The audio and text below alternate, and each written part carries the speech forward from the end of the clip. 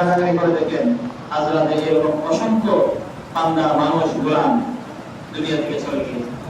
কোনো রোগ ছিল না, কোনো অসুস্থতা ছিল না, মৃত্যুর কোনো আলামত ছিল না, আল্লাহ তাআলা নিয়ে গেছে। তিনি চাইলে আমাকে নিয়ে যেতে পারেন না?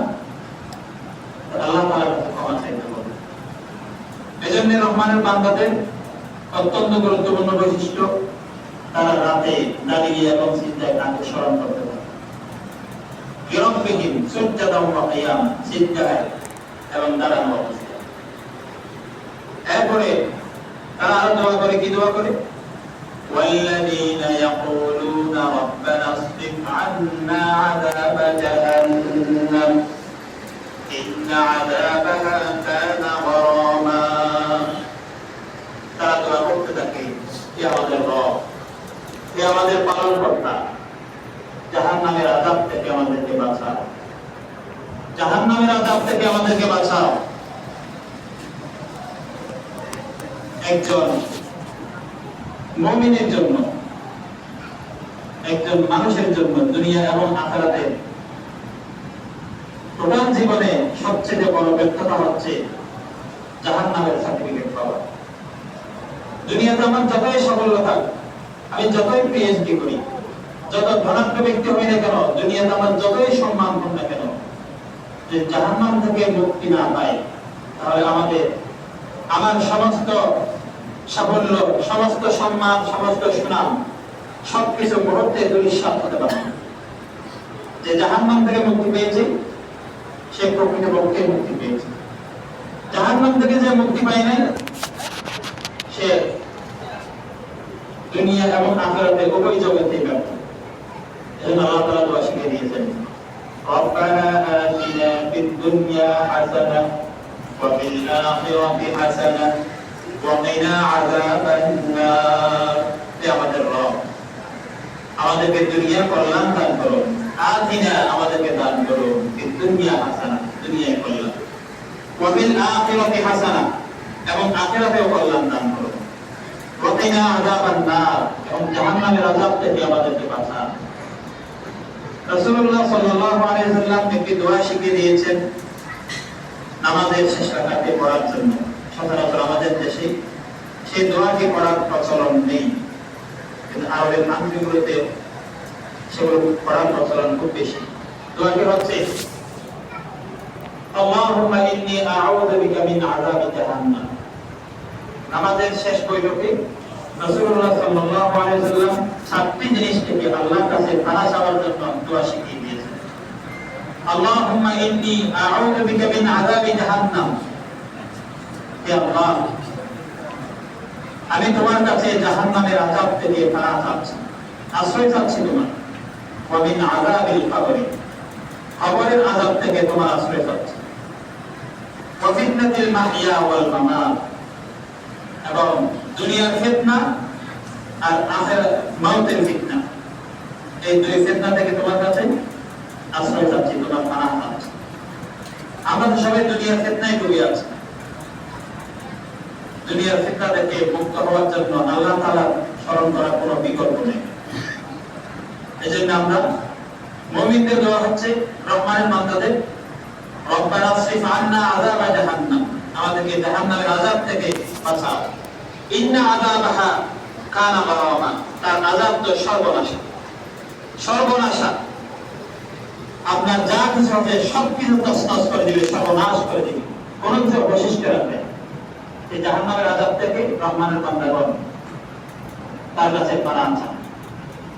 এরপরে জাহান্নাম সম্পর্কে আরো বলা হচ্ছে, ইন্নাহা সাআত মুস্তাকাররান ওয়া মুকামা, আশ্রয়স্থল, মুস্তাকার এবং মুকাম অর্থাৎ আবাসস্থল হিসেবে জাহান্নাম বড়ই নিকৃষ্ট জায়গা, অত্যন্ত নিকৃষ্ট জায়গা। আমরা ইদানিং সময়ে বিগত গণ অভ্যুত্থানের পরে আয়নাগরের কথা তো আমরা সবাই জানি, জানি না? আয়নাগরের বন্দীরা কি বিভীষিকাময় জীবন কাটিয়েছে, তারা কিরকম নির্যাতন, অসহ্য বেদনা, যাতনা সহ্য করেছে। সেখানে সবচাইতে বড় কষ্টের বিষয় কি ছিল জানেন? আয়নাগরের যারা বন্দী তাদের কিঞ্চিত সেটা হচ্ছে টেনশন, চিন্তা, পেরেশানি। আমি কি এখান থেকে বের হতে পারবো? পরিবারের স্ত্রীর, বউ বাচ্চার, মা বাবার চেহারা দেখবো, এই সুযোগ কি আমার হবে? মহা টেনশন না? আল্লাহ তাআলা এখানে যে জাহান্নামের কথা বলা হচ্ছে, সেই জাহান্নামের তুলনায় আয়নাঘর হচ্ছে দুনিয়ার জান্নাত। সেই জাহান্নামের তুলনায় আয়নাঘর দুনিয়ার জান্নাত। জাহান্নামের যে শাস্তি, যে আযাবের কাঠিন্যতা, যে আযাবের তীব্রতা, সেটা আপনি কল্পনাও করতে পারবেন না। আযাবের যত প্রচন্ডতা, যত ধরনের আপনি কল্পনা করেন না কেন, জাহান্নামের শাস্তি, আযাব তার চেয়ে বহুগুণ কঠিন।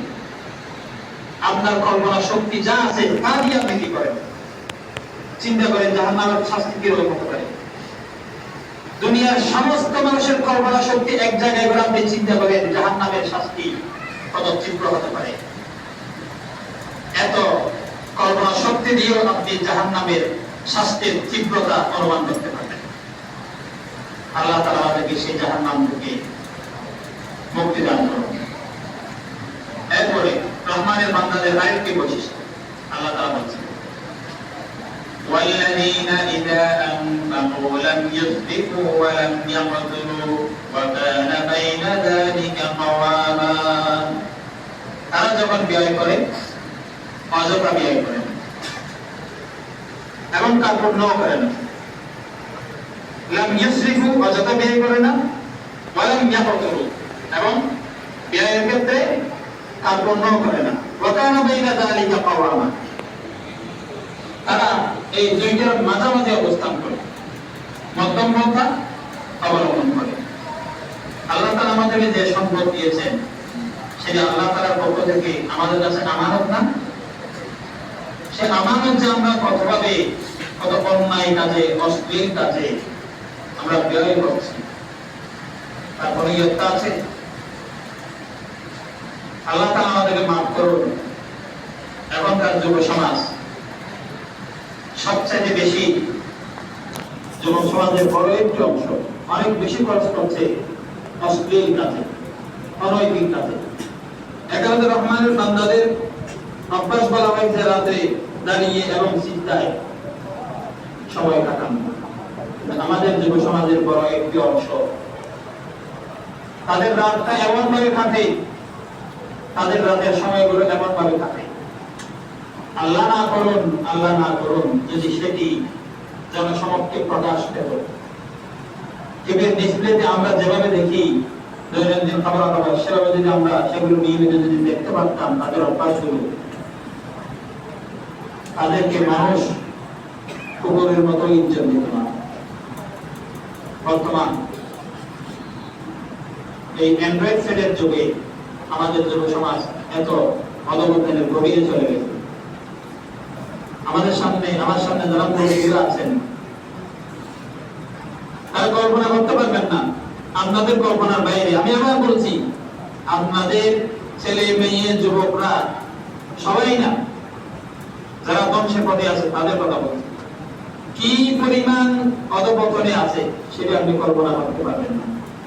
এই মোবাইল দিয়ে যে কি রকম ধ্বংসের জগতে ঢোকা যায় সেটি আমাদের মুরব্বীরা কল্পনাও করতে পারবেন না। আল্লাহ তাআলা এই মোবাইলের ধ্বংস থেকে আমাদেরকে রেহাই করুন, আমিন। তারা ব্যয় করবে, অযথা ব্যয় করবে না, গুনাহের কাছে ব্যয় করবে না। যেখানে ব্যয় করলে দুনিয়া এবং আখিরাতের কোনো কল্যাণ নেই, এমন কোন জায়গায় তারা এক পয়সাও খরচ করবে না। এরপরে আবার ব্যয়ের ক্ষেত্রে তারা একেবারে কৃপণতা, কার্পণ্য করবে না। বিবি বাচ্চাদেরকে ভালো পোশাক দেওয়ার ক্ষেত্রে, চিকিৎসা দেওয়ার ক্ষেত্রে, নিজের সুন্দর একটা জীবন চলার ক্ষেত্রে তারা কার্পণ্য করবে না। অনেকে আছেন, আমি দেখেছি, বাচ্চা অসুস্থ, চিকিৎসা করছে না টাকা খরচ করে, আমি দেখেছি। ইভেন কি আমি শহরে যেখানে যে বিল্ডিং এ থাকি সেখানেও আছে এরকম। টাকা আছে, পয়সা আছে, খরচ হবে এই জন্য। দেখি বড়তা এই যে রহমানের বান্দাদের বৈশিষ্ট্য নয় আপনাকে আপনার স্ত্রীর জন্য বাচ্চার জন্য ছেলের জন্য পাড়া পড়শি যদি কেউ